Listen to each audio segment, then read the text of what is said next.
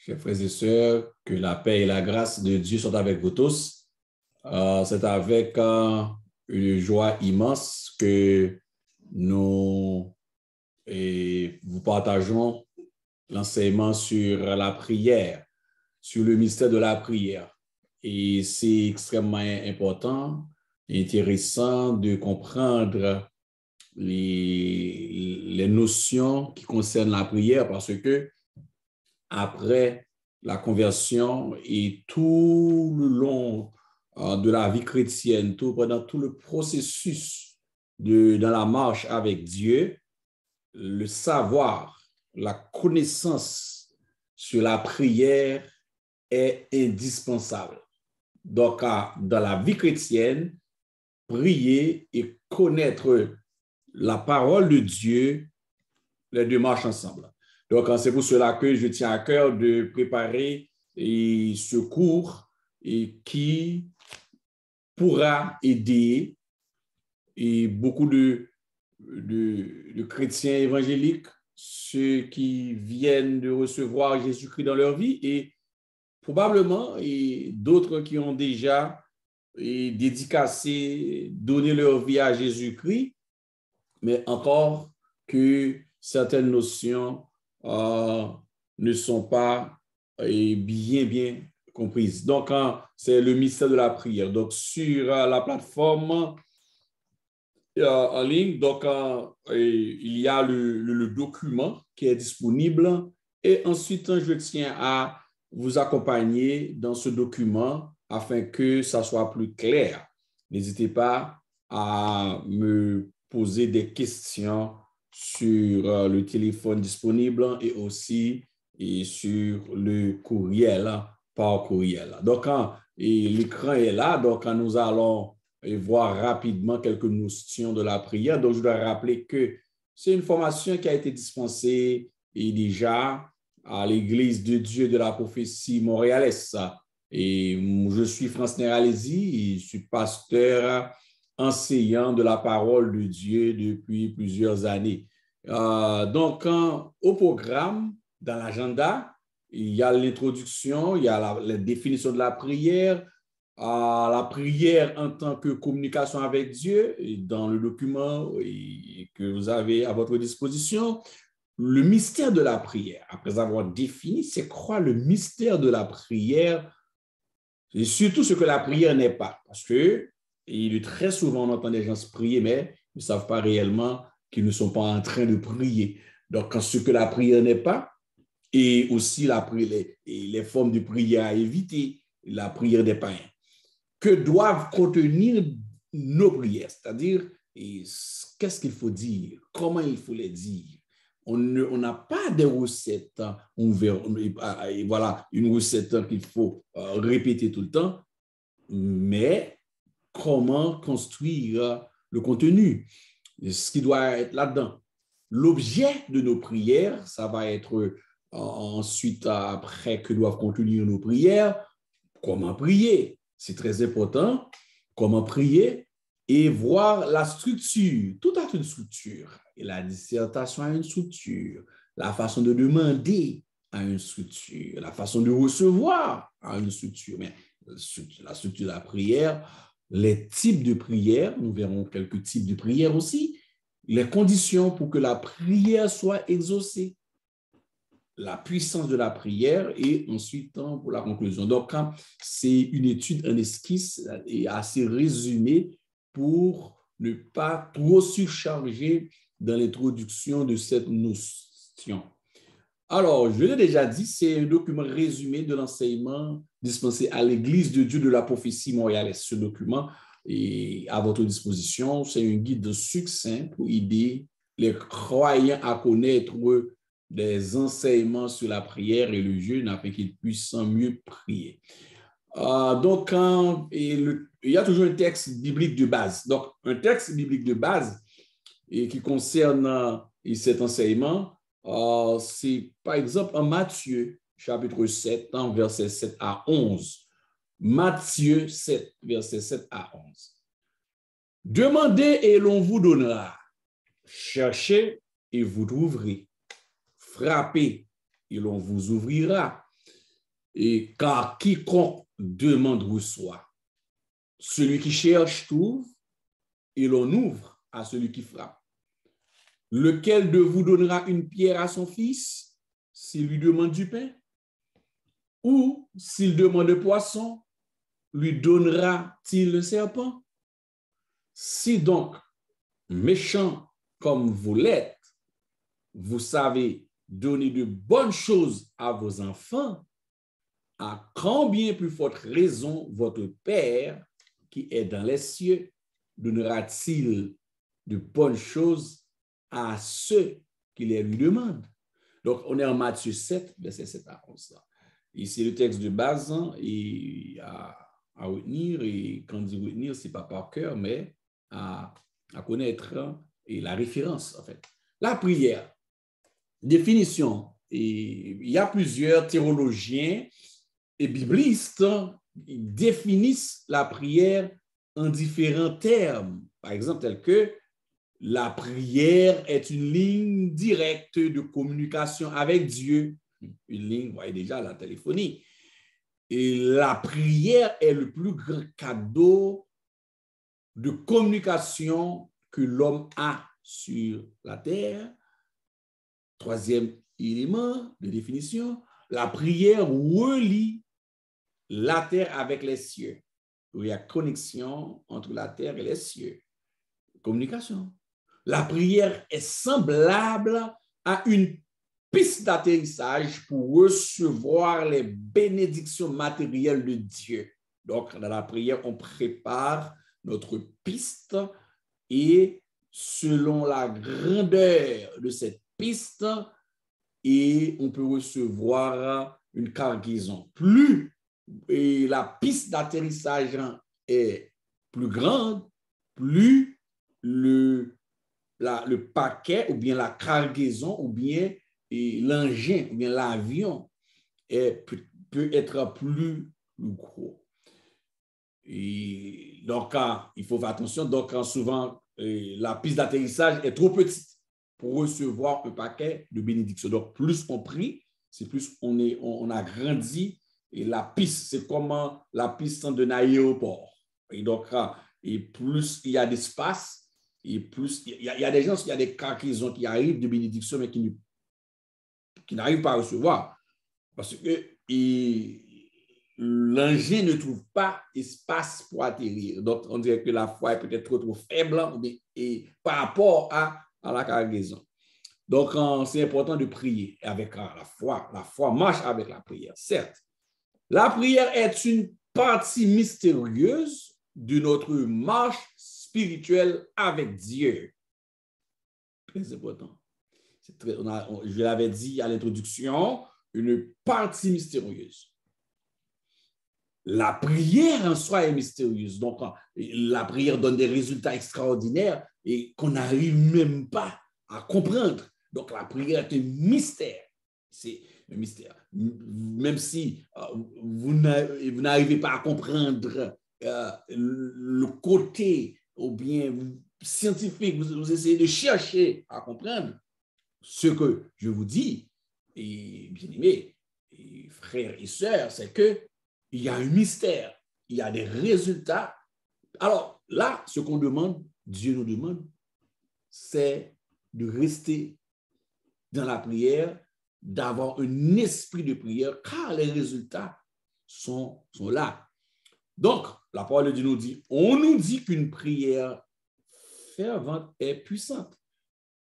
Alors, septième élément de définition, la prière est une reconnaissance, c'est une ligne directe, mais c'est une reconnaissance d'un grand besoin de Dieu, ce qui veut dire que sans Jésus-Christ, nous ne pouvons rien faire. Donc, c'est dans la prière qu'on nous cherchons la présence de Dieu, ce dont nous avons besoin, nous demandons à Dieu. Et dans nos choix, dans nos directions.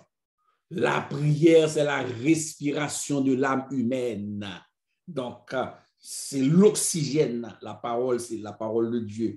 L'enseignement, c'est la nourriture pour le corps. La prière aussi tient lieu d'oxygène, nous permet de respirer, l'âme humaine de respirer. Vous avez un corps physique, l'enveloppe, ce qu'on peut toucher, les oreilles, les cheveux, le nez, ça fait partie du corps. Il y a l'âme qui est à l'intérieur, qui vit dans l'enveloppe, qui est le corps. Il y a l'esprit que nous avons et l'intellect qui nous donne la capacité de réfléchir, de penser. Donc, la prière est la respiration de l'âme humaine. Yes. La prière est la dynamique qui vous donne la possibilité de faire des choses que vous savez que vous ne pouvez pas faire vous-même. C'est un cordon ombilical, spirituel à votre Père céleste. Et surtout, la prière, c'est un acte d'adoration. Chaque fois que l'on commence à prier, c'est un acte. On rentre dans un espace d'adoration. On commence à adorer. Dès qu'on prie, la prière, c'est de l'adoration en un mot. Oui, en un mot, c'est un acte d'adoration.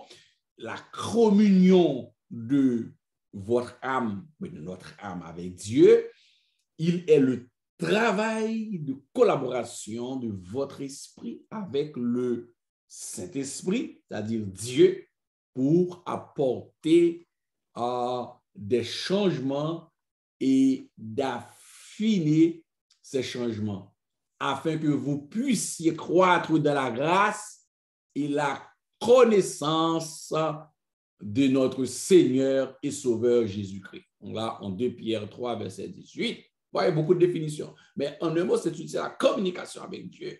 Et c'est la relation avec Dieu.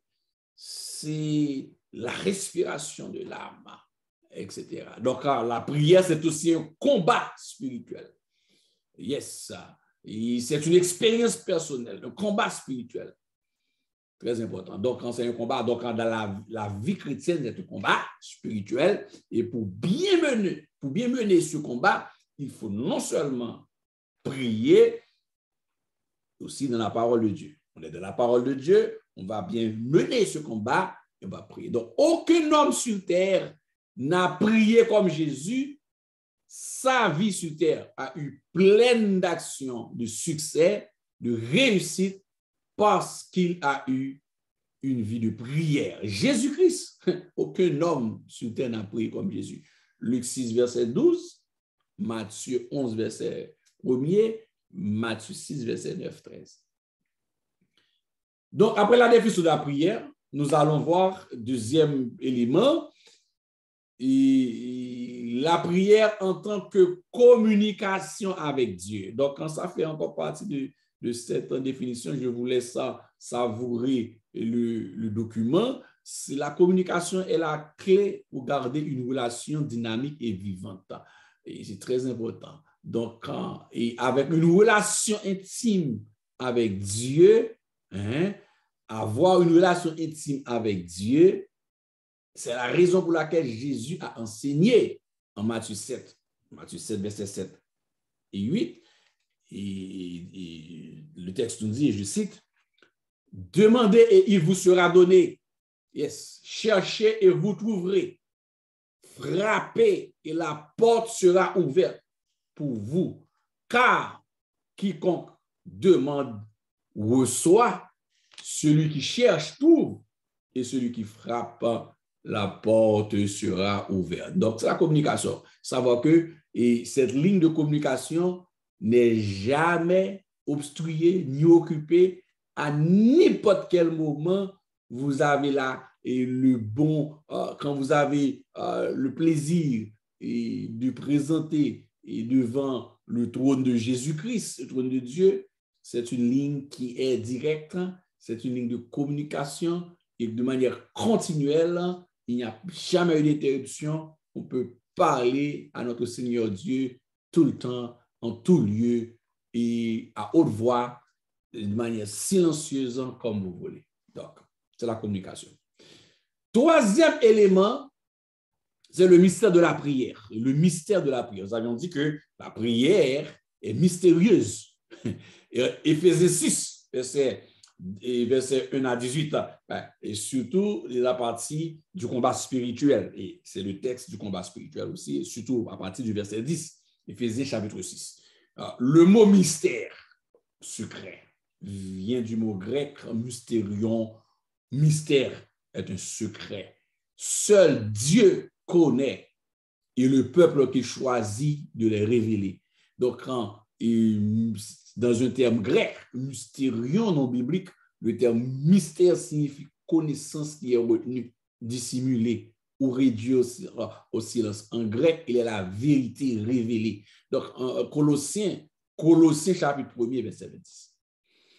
Dans l'Ancien Testament, le mystère ne se produit que dans les sections araméennes de Daniel, où quelques-uns des mystères de Dieu ont été révélés à Daniel et le roi Nebuchadnezzar. Donc, la notion de mystère, c'est un secret, ce que l'homme ne sait pas, ce que l'homme ne peut pas rapporter, mais Dieu a la capacité de les révéler, comme il a déjà fait à ses enfants, ses serviteurs, ses prophètes, que ce soit dans l'Ancien Testament et dans le Nouveau Testament. Donc, la prière en tant que mystère s'exprime ici. Alors, pour résumer, la prière en tant que mystère s'exprime ici. Je veux dire, en tant que mystère, qu'est-ce que cela signifie? Numéro 1, la clé de la victoire en combat spirituel. La clé, c'est une clé. Oui, la clé. Il y a la clé. Deuxième mystère, la prière est votre arme stratégique. C'est une arme pour combattre. Il y a une arme stratégique contre Satan. Exactement. Éphésiens 6, verset 18. Ouais. Deuxième clé. Troisième élément du mystère, c'est que la prière est combattue par les soldats de Satan. Donc, il y a dans Daniel 10, verset 13, si vous lisez Daniel, on est dans l'Ancien Testament, Daniel 10, verset 13, vous allez voir comment la prière, la réponse à la prière peut être combattue par des démons, des forces spirituelles de Satan. Et la prière, c'est la clé de la victoire spirituelle. Pour remporter la victoire spirituelle, il faut avoir une vie de prière, une vie consacrée. Donc, c'est le grand détective autorisé. Donc, on dirait que là, cela nous permet de découvrir et de détecter ce qui se passe. La prière ajoutant ce qu'on appelle là, des verres spirituels et des lunettes spirituelles. Mais c'est très important de mentionner pour vous ce que la prière n'est pas. Parce que le grand problème, c'est que très souvent, vous allez entendre, et des fois, vous avez déjà entendu certaines choses concernant la prière, ce que la prière n'est pas. Ce n'est pas un don spirituel. La prière n'est pas un don spirituel. La prière, pardon, si on dit dans le grand créole haïtien, la prière, ce n'est pas un don. Non, la prière n'est pas un don. Il y a plusieurs dons spirituels. Cependant, il y a un type de prière que nous verrons plus tard qui s'appelle l'intercession.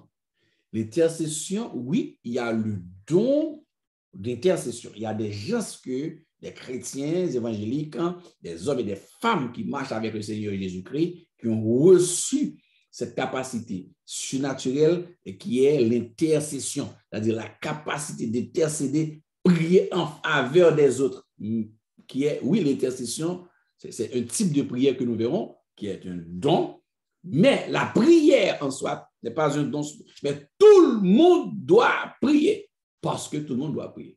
Tous les croyants, mais, écoutez, prier, vous allez comprendre ça, quand tout le monde doit prier, les croyants en Jésus-Christ doivent prier. En même temps aussi, il faut dire ce que la prière n'est pas, ce n'est pas un outil ou un moyen pour démontrer notre piété. Parce qu'il y a des gens qui prient d'une façon et en plein air et avec des mots, elles cherchent des mots extraordinaires et pour attirer l'attention comme faisaient les pharisiens. Non. Ce n'est pas un moyen pour informer Dieu. Voilà, parce qu'il y a des gens qui ne font qu'informer Dieu. Il y a des individus, des membres, des croyants qui ne font de faire un reportage. Oui, on peut dire oui, voilà ce que je veux. Dieu le sait, vous pouvez le citer, il n'y a pas de problème.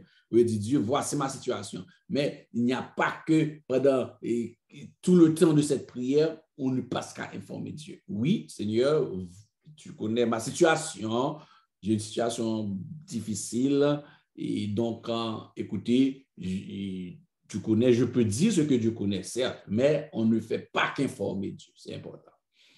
Ce n'est pas un monologue, parce qu'à un moment donné, on prie, mais on ne prend jamais du temps pour écouter le Seigneur Dieu, le Saint-Esprit, parler à nos cœurs. Il faut prendre ce temps pour écouter le Saint-Esprit, Dieu parler à vous-même. Parce que ce qui arrive, est-ce qu'il faut que parler, mais qui ne sont pas à l'écoute de Dieu. Mais comment être à l'écoute de Dieu?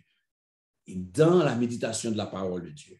Oui, pendant qu'on prie, à un moment donné, ça prend un temps de silence pour méditer dans la parole, qui est aussi la méditation, qui est aussi un type de prière, méditer, mais en ruminant spécifiquement la parole dans un endroit très calme et bien, afin, peut-être là-dedans, Dieu va t'écouter. Et par la foi aussi, en développant et par la prière et dans l'enseignement, c'est très important, la prière et l'enseignement, les deux marchent ensemble.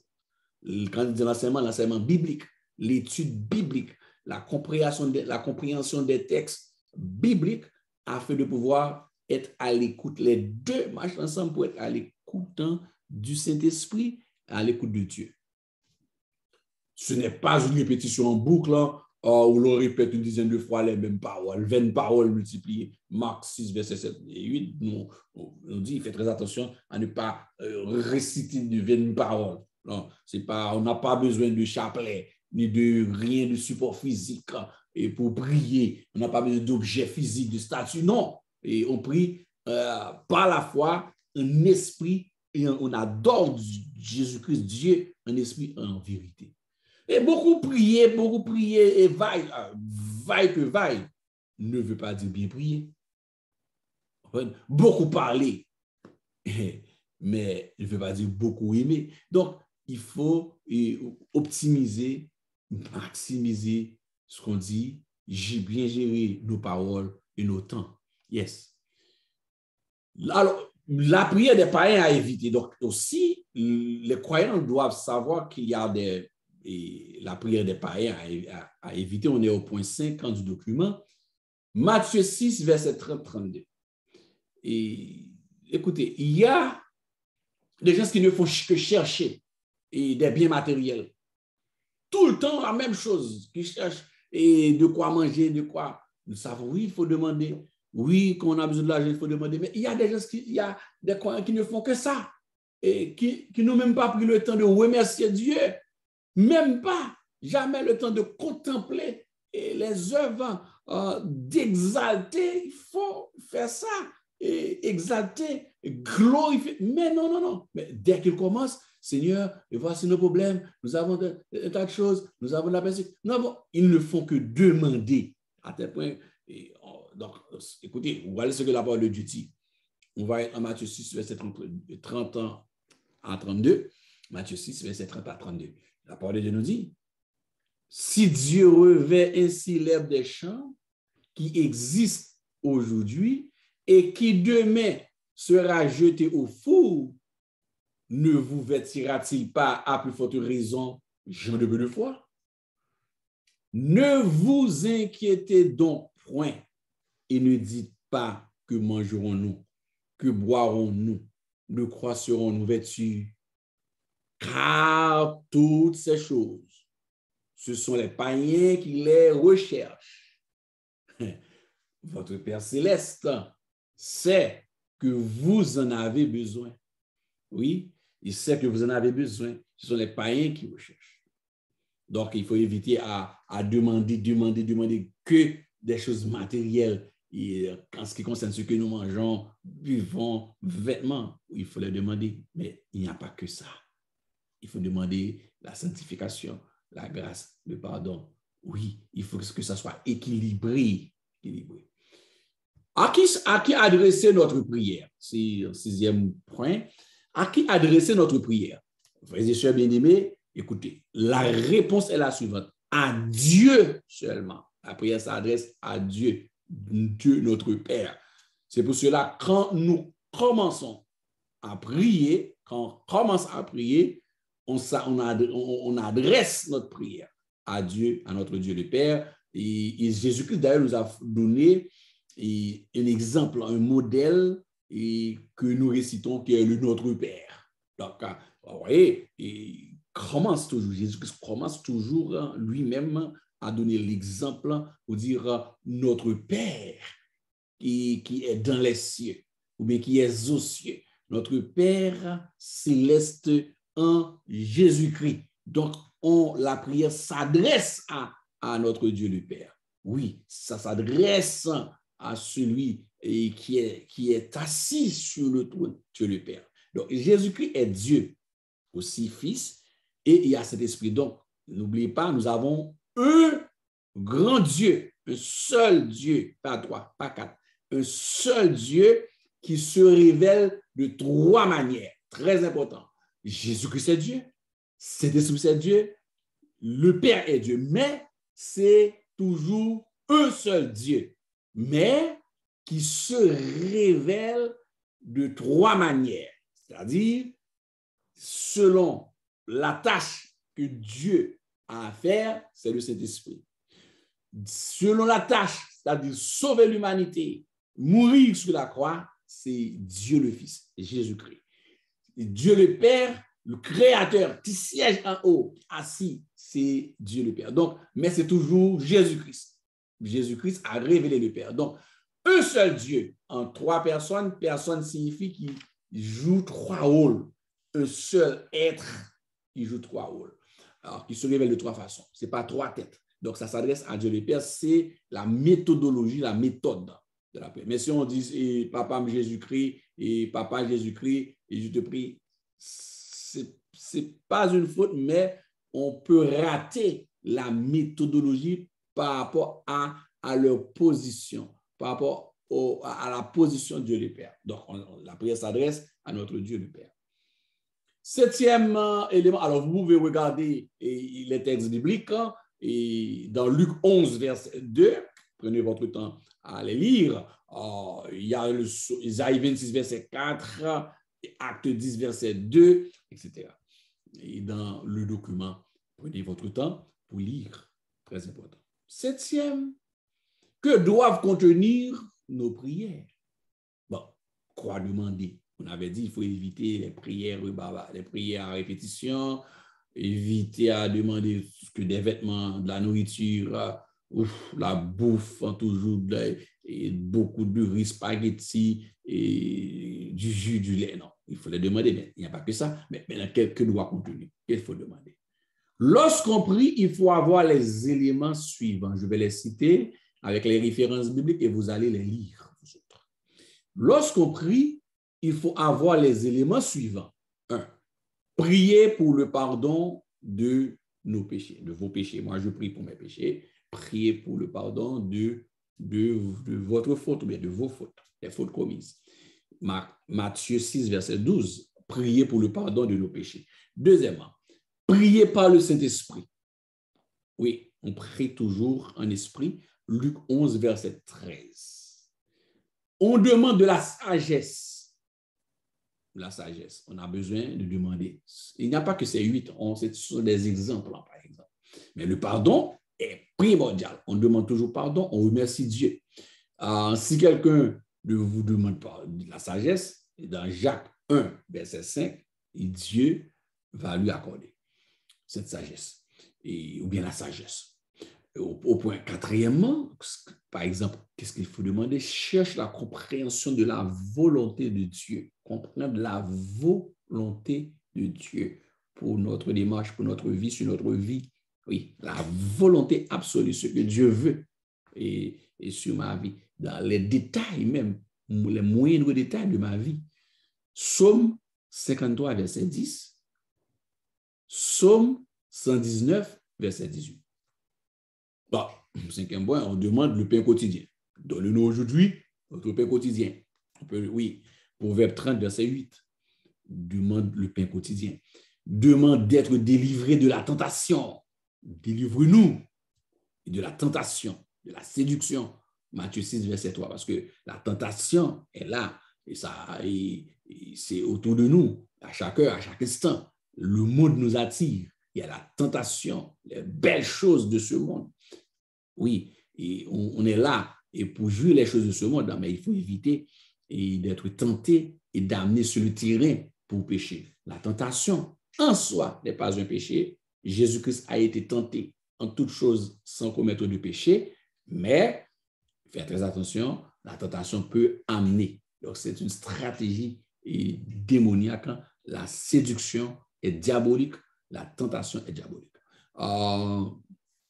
Et il faut demander d'être délivré de la tentation. Matthieu 6, verset 3. Il faut aussi chercher le secours de Dieu dans la détresse. Oui, quand il y a des combats, quand il y a des temps difficiles, quand la joie n'est plus, quand il y a des bouleversements, il y a des tempêtes. Oui, c'est très important. Il faut demander à Dieu le secours dans la détresse. Psaume 107, verset 6. Alors, il faut éviter de matériel superflu. La première, chercher premièrement le royaume des cieux et la justice de Dieu. Donc, voyez, il n'y a pas que les 8 ans, ce sont des éléments. Mais très important dans la prière, il faut demander pardon. Il faut remercier Dieu. Oui, il faut exalter Dieu dans vos prières. 8e point, l'objet de nos prières. Frères et sœurs, on doit prier pour nos ennemis. Il faut demander pardon pour il faut pardonner nos ennemis pour que Christ, Seigneur Dieu, puisse nous pardonner. Il faut demander pardon. Il faut pardonner à ceux qui nous ont offensés, c'est-à-dire nous. En fait, parfois, quelqu'un qui nous a offensés n'est peut-être pas notre ennemi, mais quelle que soit la personne ennemie ou pas, d'ailleurs, si c'est nos ennemis, il faut prier pour eux. Il ne faut pas dire que il m'a fait du tort ou bien ils me font du tort, donc je ne vais pas prier. Non, il faut prier pour nos ennemis, nos adversaires. Oui. Il faut prier pour les dirigeants, nos dirigeants et les autorités. 1 Timothée 1, verset 2, les gens du gouvernement, les ministres, l'autorité politique, l'autorité spirituelle. Il faut prier pour eux, surtout ceux qui sont élevés en dignité. Il faut prier pour la proclamation de l'évangile. Oui, l'évangile, la mission de l'Église, aller annoncer la grâce, le salut en Jésus-Christ, le retour de Jésus-Christ et la réalité de l'enfer à éviter. Éphésiens 6, verset 19. Et prier pour demander la venue du règne de Dieu sur la terre. Oui, il faut demander que ton règne vienne, que ta volonté soit faite. La venue du règne de Dieu. Jésus-Christ qui doit diriger la terre. Très important. Là, on est en Matthieu 6, Apocalypse 22, verset 20. En fait, comment prier? Matthieu 6, verset 6 dit « Entre dans ta chambre ». Généralement, on peut prier en plein air, on peut prier dans l'autobus, on peut prier, mais si je conduis, je peux être en esprit de prière, mais mes yeux sont ouverts.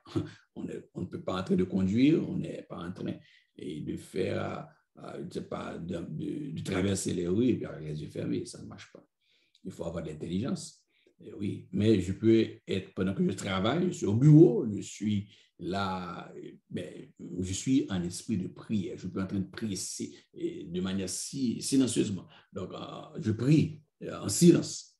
Donc, mais fondamentalement, nous trouvons l'intimité aussi d'entrer dans la chambre. Donc, prière personnelle est fondamentale.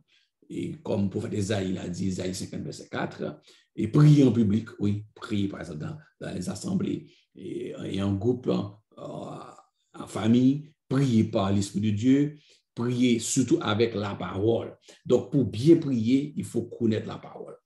On prie en utilisant la parole. Seigneur, c'est toi qui as dit dans ta parole Tu as dit, voici, je suis avec vous tous les jours jusqu'à la fin du monde. C'est toi qui l'as dit. Et Seigneur, je te prends au mot. Je crois fermement, oui, de cette parole. C'est toi qui as dit que tu as la capacité non seulement de dire et que la chose arrive, c'est toi qui as la capacité de dire la chose et encore de l'exécuter. Dans ta parole, tu l'as dit. Seigneur, et je te prends au mot. Tu as dit, voici, je vous ai donné le pouvoir. Et tu nous as donné le pouvoir, oui, de marcher sur les serpents, sur les scorpions, de marcher sur toute la puissance de l'ennemi. C'est toi qui l'as dit. Et je te prends au mot. Seigneur, fais la même chose pour moi. Tu l'avais fait avec Esther. Tu l'avais fait avec Daniel. Seigneur, et utilisez les promesses qui sont dans la Bible. Ce que vous aviez lu, vous avez retenu, vous avez entendu dans les enseignements, dans la parole, vous avez médité. Utilisez-les pour prier. Et puis avec foi, croyez fermement ce que vous avez demandé et est déjà accompli, est arrivé, oui. Et les résultats sont là. Au moment où vous demandez avec fermeté, avec foi, vous faites confiance absolue à Dieu, cela va se produire, moyennant qu'il est dans la volonté de Dieu. Il y a des choses qu'on peut demander avec foi, mais s'il n'est pas dans la volonté absolue de Dieu, Dieu va, d'ailleurs, le Seigneur Dieu va vous dire, écoutez, j'ai entendu votre prière et ce n'est pas dans ma volonté de le faire ainsi. Sinon, c'est peut-être pas le présent, ça va se faire peut-être pas dans les 30 minutes, mais dans les médias, peut-être dans les jours à venir. Donc, il faut aussi connaître la volonté de Dieu dans la prière.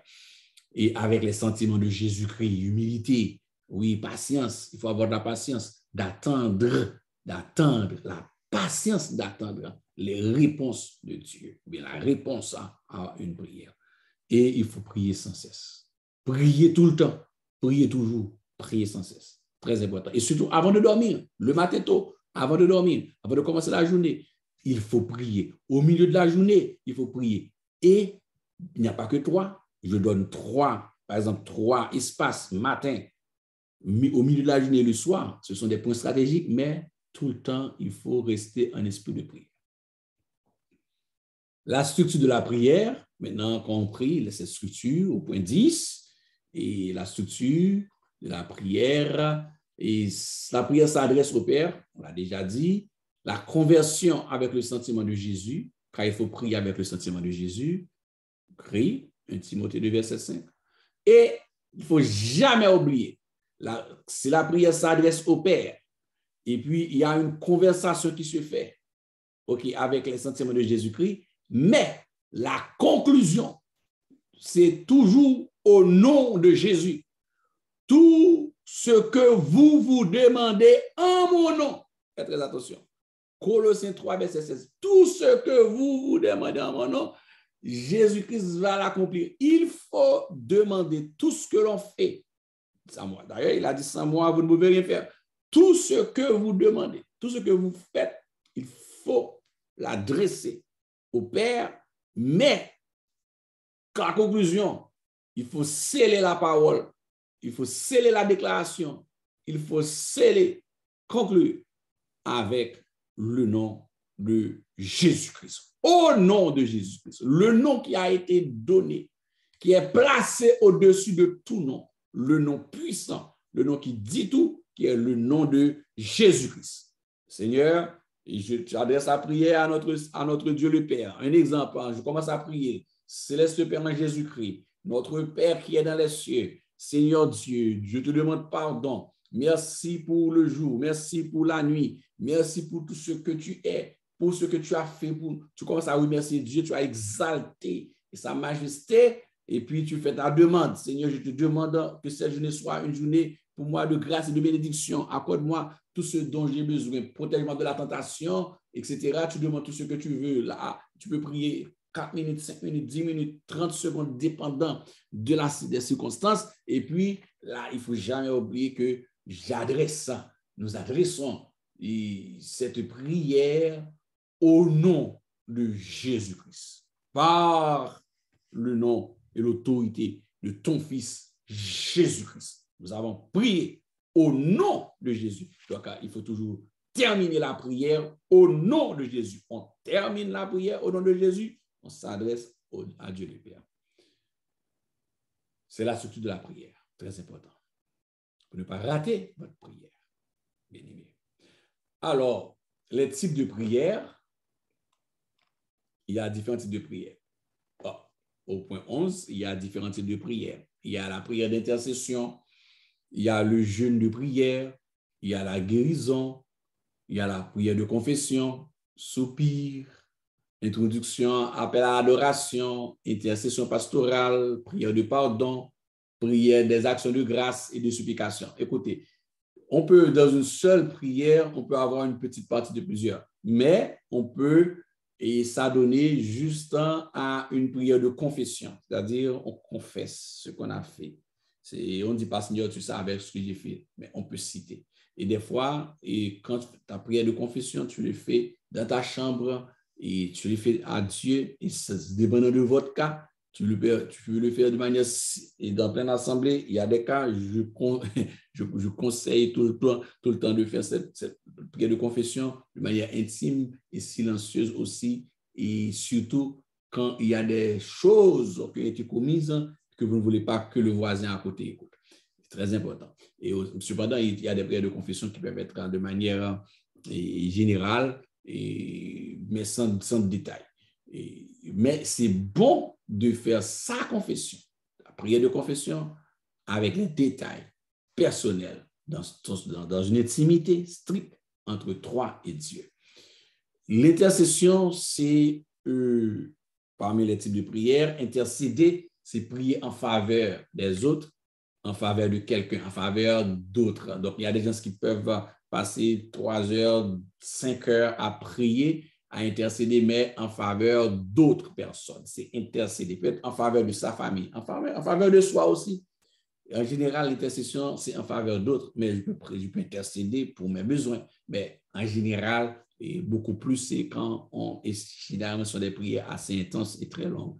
Une intercession peut être dans l'intercession, on peut trouver des demandes de guérison. Oui. Dans l'intercession aussi, on peut avoir des prières de pardon.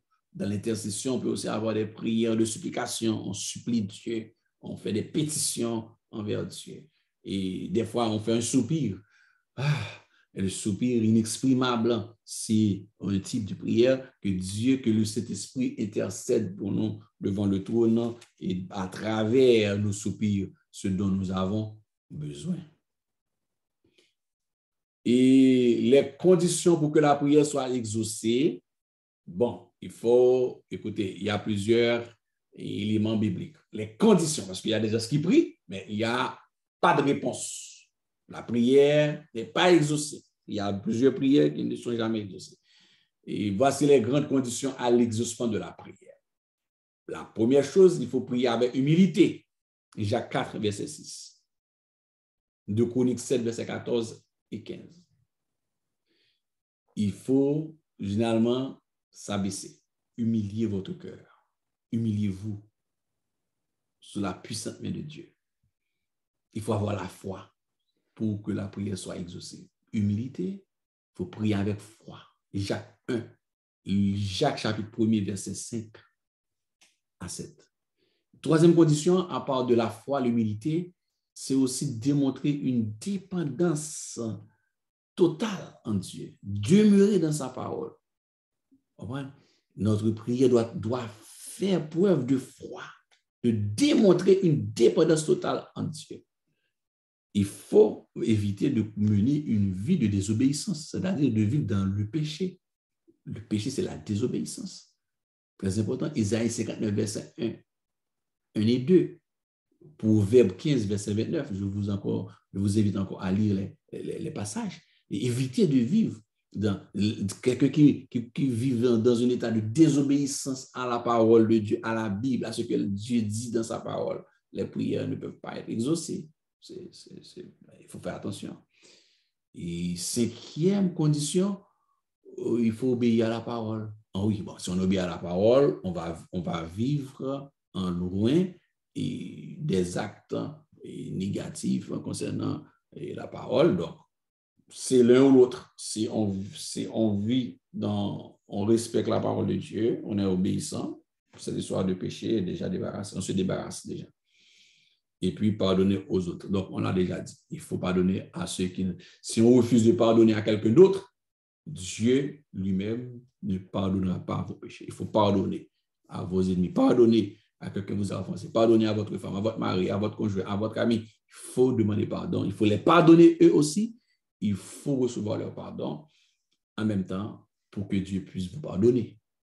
L'égoïsme, très important. Ce n'est pas juste pour satisfaire strictement vos besoins.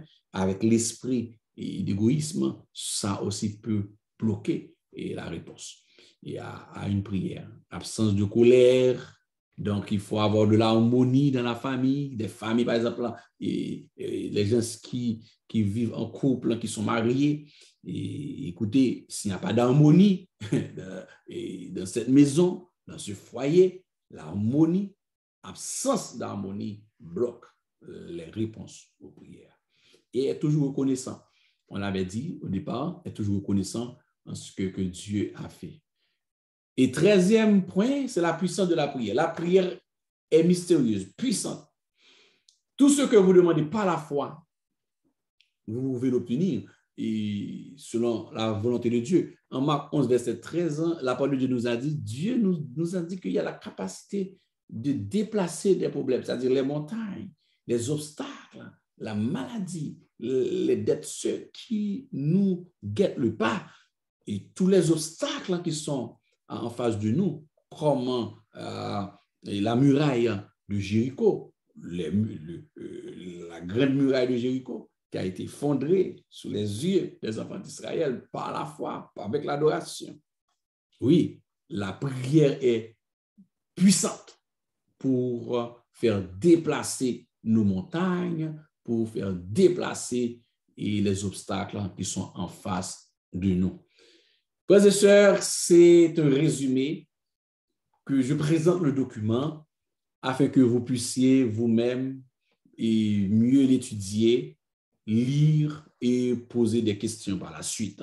Donc, nous avions fait le tour de ce document, aussi qui n'est pas encombrant, afin d'avoir le strict minimum pour pouvoir commencer à prier et à mieux prier et vivre ta vie, ta foi avec Jésus-Christ. J'espère que cette vidéo encore vous a plu et vous aide à mieux prier dans votre vie spirituelle, pour votre vie spirituelle, dans la marche avec Jésus-Christ. Donc, n'oubliez pas, la prière, c'est la respiration de l'âme humaine. La prière est une âme efficace. La prière, c'est une ligne directe de communication avec Dieu. Pour qu'il y ait réponse, il faut vivre dans l'obéissance dans la parole de Dieu. Il faut toujours s'adresser la prière à notre Dieu. Ensuite, on demande pardon, on fait la confession, et puis on demande ce qu'on veut, et puis la prière se termine toujours scellée par le nom de Jésus-Christ. On l'adresse au nom de Jésus-Christ, à Dieu le Père, mais finalement, à la fin, la conclusion s'adresse. On demande toujours pardon dans nos prières, toujours on fait la confession, et on pardonne les autres, et on fait sa demande. Et la conclusion, c'est au nom de Jésus-Christ. Que le Seigneur Dieu vous bénisse, qu'il vous accorde sa grâce et plus d'intelligence à continuer à œuvrer dans sa parole, dans la vie, dans le ministère, dans la carrière qui a été ouverte pour vous. Que le Seigneur Dieu vous bénisse abondamment. À bientôt. À bientôt.